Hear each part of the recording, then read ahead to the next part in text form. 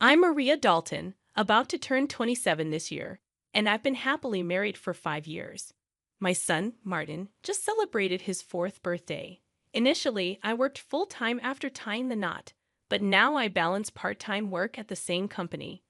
My husband, Kevin, is 30 years old, 3 years my senior. Our journey from dating to marriage was initiated by Kevin's passionate advances, but post marriage, I observed a shift in his demeanor towards a more domineering side. Kevin has a 20-year-old sister named Jane Dalton, and their age gap seems to contribute to a somewhat indulgent relationship on Kevin's part. Before marriage, I didn't mind Jane's frequent visits and assumed they got along well. However, after tying the knot, I started noticing changes in her behavior. Jane often drops by unannounced, at any time, and expects to be served without ever bringing a token of appreciation. Kevin, rather than addressing the situation, expects me to accommodate her demands. Jane acts as though I'm invisible, addressing only Kevin with a casual "brother, I'm here again." Despite not preparing for an additional guest, I end up serving dinner to Jane. Kevin, instead of understanding, blames me aloud, insisting I should have been more considerate. Despite Jane's verbal apologies, it's evident she relishes Kevin's preferential treatment. Left with leftovers, I prepare my own meal while Kevin and Jane continue their chat on the sofa, leaving the dining table messy. They never acknowledge Martin or me, treating us more like hired help than family. One evening, as I'm about to take a bath with Martin, Kevin interrupts, loudly instructing me to buy a cake for Jane. Despite it being late, Jane insists on having it immediately. Kevin blames me for delaying, and, feeling compelled, I reluctantly head to the cake shop with Martin in tow. Overhearing their conversation, I learn they're criticizing me for being inconsiderate and questioning the decision to marry me. Meanwhile, Martin, though unable to grasp the words, senses tension in our relationship. Suppressing my emotions, I ask him about his cake preference, and he cheerfully requests one with lots of fruits. Our trip to the cake shop was filled with discussions about cakes, momentarily pushing aside Kevin's earlier words. Martin and I arrived just before closing time, fortunately finding the cake Jane desired. We purchased 2 cakes, including the fruit-loaded one Martin wanted. Back home, I served the cakes to Jane and Kevin, then prepared Martin's cake and headed to the dining room. The moment I placed it in front of Martin, Jane pointed and expressed her desire for that cake. Before I could react, Kevin moved Martin's chosen cake in front of Jane, disregarding Martin's protests. Kevin justified his action, claiming he bought the cake with his earnings and had the right to choose for Martin. Unable to contain my emotions any longer, I voiced my dissatisfaction. In response, Kevin threatened with divorce. Martin, who had stopped crying, anxiously held my hand and then, after some thought, said, "Mom, I'd also love cake with strawberries on it. Yes, it's really delicious." He mentioned this while eating a cake initially wanted by Jane. Feeling that Martin was enduring too much, I lifted his cake plate when I saw Jane reaching for it. I took Martin to the next room so he could enjoy his cake in peace. Kevin apologized to Jane, claiming he was sorry for being stingy. Despite wanting to retort, I held back for Martin's sake. Watching Martin innocently enjoy his cake was a heartwarming sight. After finishing the cake, we decided to have a late bath and sleep in Martin's bed. The next morning, I discovered Jane had already left. As I prepared breakfast, I heard Martin crying. Shockingly, his piggy bank, a gift from my father, was broken, and the saved money was gone. Martin, who always said goodnight to the piggy bank, was left heartbroken. When I questioned Kevin about it, he casually mentioned that Jane needed some money, so she took it from the piggy bank. Holding a crying and shaken Martin, I felt his pain so acutely that I cried with him. It was painful to witness Kevin prioritizing and caring for his sister more than our son. Expressing my anger and sadness, I confronted Kevin, breaking my usual silence on arguments in front of Martin. Kevin, without a word, went to the bedroom and returned with something shocking in hand: divorce papers. I discovered the hidden divorce papers that Kevin had tucked away somewhere I didn't know. In a sudden burst, He confronted me, shoving the papers at me before storming out of the house with a loud bang. Martin, who had never cried over the issues with Kevin and Jane, seemed to have reached his limit, crying since last night. Unable to bear seeing Martin so hurt, I suggested skipping daycare for the day, and he happily agreed with a loud yes, showing a faint smile. We spent the day playing and bonding, with Martin bringing a picture book from the shelf, sitting on my lap, and happily remarking, "The teacher at the nursery today was Mama, right? He looks like an angel." His little heart seemed filled with patience, and I decided to make the day special by taking a day off from work. Despite causing potential trouble at my workplace, they kindly understood the situation and granted me a day off. In the morning, we visited the park, played hide and seek, and had fun in the sandbox and on the slide. When we returned home for lunch, Martin appeared sleepy, usually napping by himself. But today he fell asleep on my lap like when he was a baby. Though I initially thought of doing household chores during his nap, I decided that today was special. Instead, I allowed myself to be healed by his peaceful sleeping face and gentle breathing.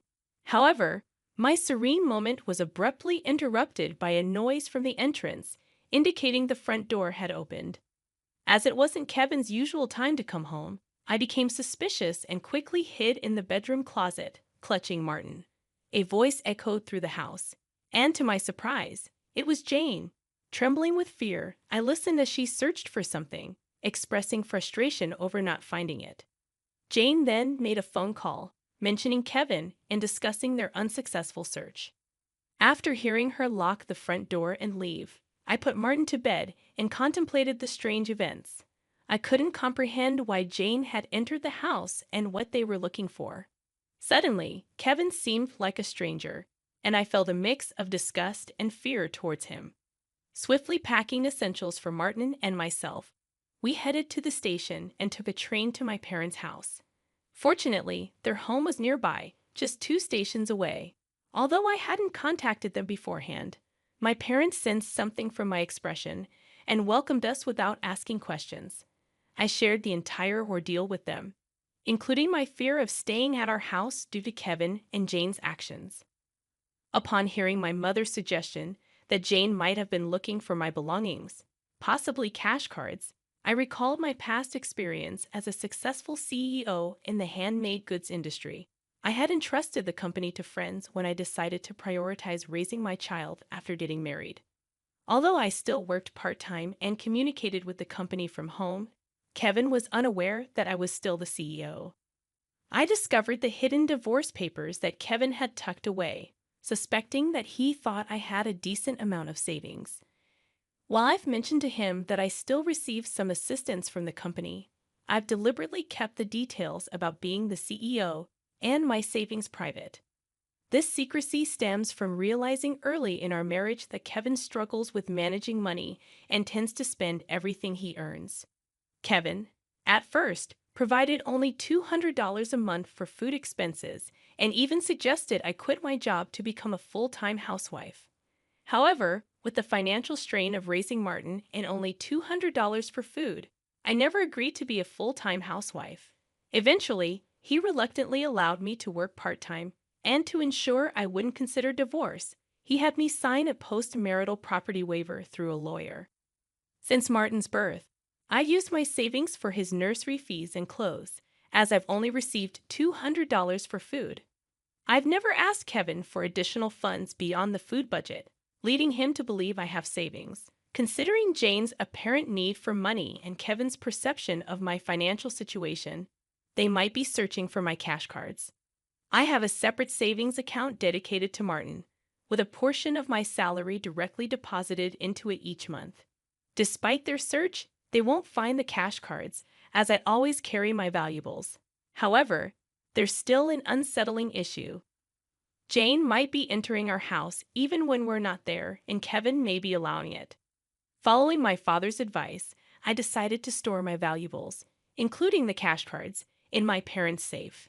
As I pondered their need for money, Martin approached my father, crying over his broken piggy bank and the shattered promise of saving up. My father, angered by Martin's story, vowed to call Kevin. My mother suggested finding out their purpose calmly, as Kevin's mention of divorce might shift blame to us, making the divorce more favorable for him. To ascertain their purpose, I decided to record their conversation, consulting a lawyer who was a friend of my father's. Returning home, I began cooking dinner, keeping my phone screen down to record secretly. Kevin arrived home, surprising me by immediately asking about my cash cards.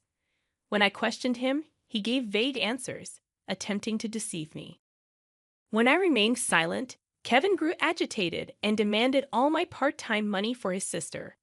Refusing, I explained it was from Martin's savings. In response, he angrily pushed the signed divorce papers toward me, declaring that I was living off his money and didn't need to save for Martin. He even uttered words implying he valued Jane more than our son. Hearing this, I stopped preparing the meal, put the divorce papers in my bag, took Martin's hand, and headed for the door. Kevin, in a loud voice, declared his serious intent for divorce, instructing me never to come back. I responded by stating I wouldn't return to a house where a stranger could come and go freely. After leaving, I received numerous messages and calls from Kevin, which I ignored. Turning off my phone, I sought refuge at my parents' house, sharing the recording and divorce papers with them. Although I confessed to having no love or affection for Kevin, I expressed concern for Martin. My parents advised me to do as I pleased, acknowledging the potential emotional impact on Martin if a divorce were to occur.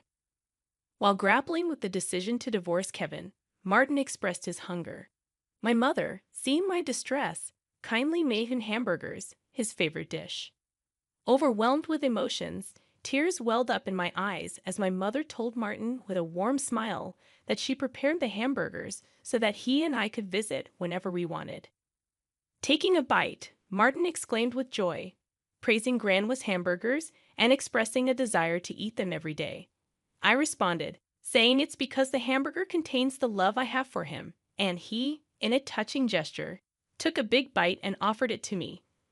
Moved by Martin's kindness, my tears couldn't be held back, and even though I tried to stop them, they persisted.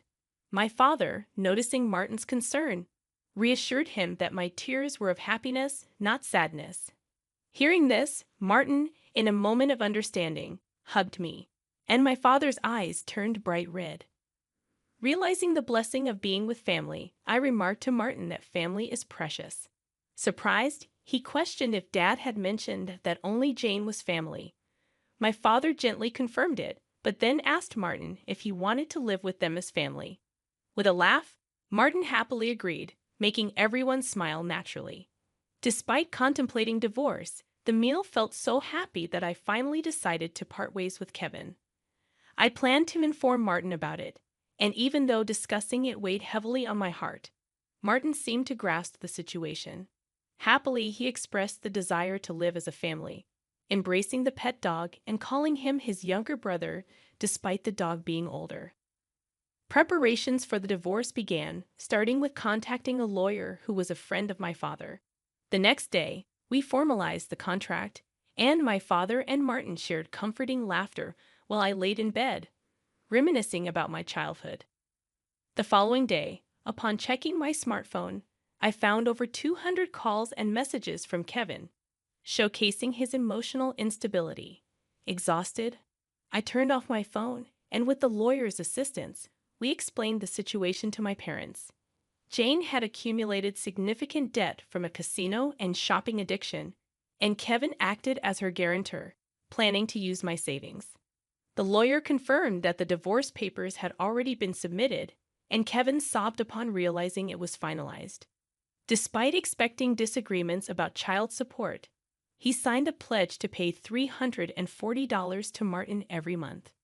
In a subsequent call from Kevin, his tone lacked aggression, and he calmly admitted to financial manipulation and explained his complex feelings toward Jane. I firmly asserted my decision not to reconsider and heard his faint sobbing before he wished me happiness and hung up. Remaining strong until the end, I discussed future plans with my parents and decided to stay with them until Martin grows up. I resumed my role as a company president and later learned that Kevin and Jane had informed their parents about the divorce and debt, resulting in dissownment. Today, I find happiness being with my family.